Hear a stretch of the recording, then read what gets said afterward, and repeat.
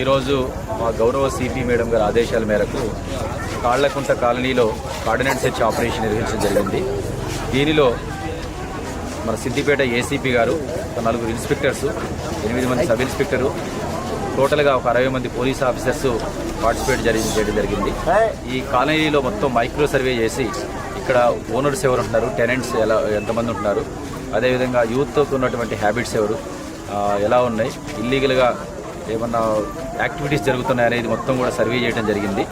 తర్వాత ఈ కాలనీలో నంబర్ లేకుండా ఉన్నటువంటి 2 వీలర్స్ ఒక 25, తర్వాత ట్రాక్టర్ 1, ఆటోలు 3 సీజ్ చేయడం జరిగింది.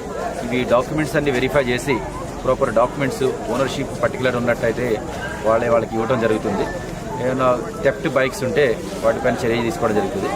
ముఖ్యంగా యూత్ ప్రజెంట్ డేస్లో ఈ గంజాయికి సంబంధించిన అలవాట్లు అవుతున్నటువంటి దీని మీద ఇక్కడ తెలుసుకోవడం జరిగింది. దాని మీద ప్రత్యేకంగా దృష్టి సారించడం జరుగుతుంది. అదేవిధంగా ఈ కాలనీలో కెమెరాస్ లేవు. పెద్ద మనుషులందరితో కూడా మాట్లాడడం జరిగింది.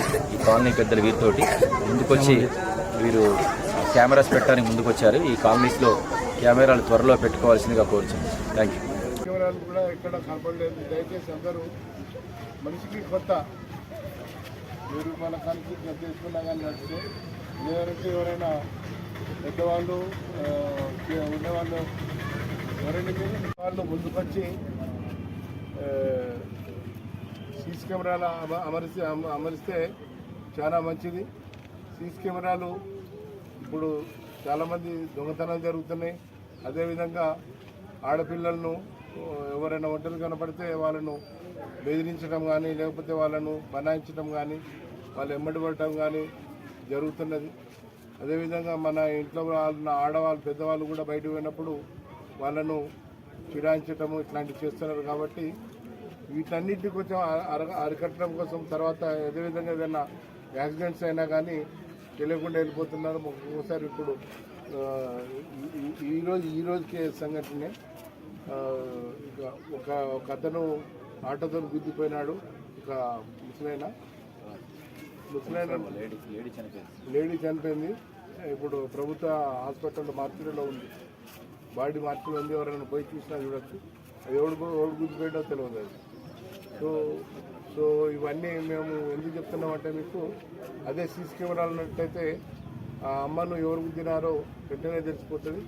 అందరూ కూడా మనము వాళ్ళను పట్టుకొని వెంటనే శిక్షించడానికి అవకాశం ఉంటుంది. చిత్రంలో ఉంటుంది.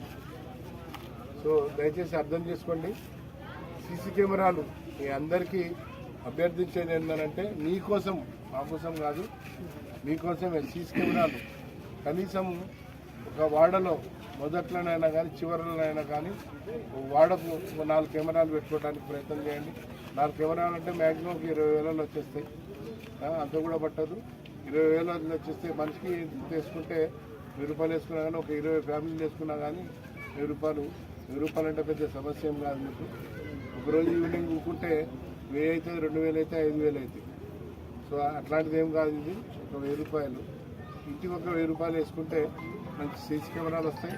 ఆ సీసీ కెమెరాలతో ఇక్కడ జరుగుతున్న నేరాలు కానీ, లేకపోతే ఏ విధమైన అసాంఘిక కార్యకలాపాలు కానీ వాటిని అరగట్టడానికి, అదేవిధంగా తెలియజేయడానికి, యాక్సిడెంట్ల గురించి తెలియజేయడం కోసం ప్రతి ఒక్కదానికి కూడా మీకు అవకాశం ఉంటుంది. కాబట్టి మిమ్మల్ని అందరినీ కోరేది సీసీ కెమెరాలు పెట్టుకుని కోరుకుంటున్నాము. అదేవిధంగా మళ్ళీ కూడా చెప్తున్నాము, గంజాయికి మీ పిల్లలను దూరంగా ఉంచండి. గంజాయికి ఎవరు బానిస కావచ్చు. గంజాయికి బానిస అయితే దేనికి పనికి రాకుండా పోతారు. వాళ్ళు పని కూడా చేయలేరు, చదవను కూడా చదవలేరు. వాళ్ళు 10వ తరగతి కాడి నుంచి కూడా మన అందరూ గంజాయికి ఎగబడుతున్నారు. దయచేసి మీ పిల్లల ప్రవర్తనను గమనించండి. మీ పిల్లలకు వాళ్ళ ప్రవర్తనలో ఎలాంటి మార్పులు వస్తున్నాయి, వాళ్ళు ఎందుకు ఆ విధంగా ప్రవర్తిస్తున్నారు, కారణం ఏంటిది, ఇలాంటివన్నిటి పరిశీలిస్తే వాడిని అప్పుడప్పుడు వాడి జేబులు చెక్ చేసినా, లేకపోతే వాడిని బ్యాగ్ చెక్ చేసినా, ఖాళీ పోయే పిల్లగాడైతే బ్యాగ్ చేసినా కానీ, బ్యాగ్ను చెక్ చేసినా కానీ దాంట్లో ఉండటం జరుగుతుంది, కనిపెట్టడం జరుగుతుంది. సో అట్లాంటి వాళ్ళ మీద మనం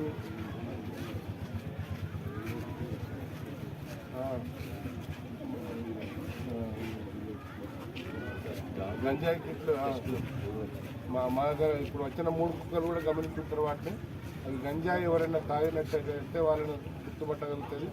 అదేవిధంగా గంజాయి కిట్స్ కూడా వస్తున్నాయి. గంజాయి కిట్స్ అని అంటే యూరిన్ కొంచెం దాంట్లో పోస్తే యూరిన్లో ముంచితే ఒక డిప్ కొడితే ఒక పేపర్ ఉంటుంది.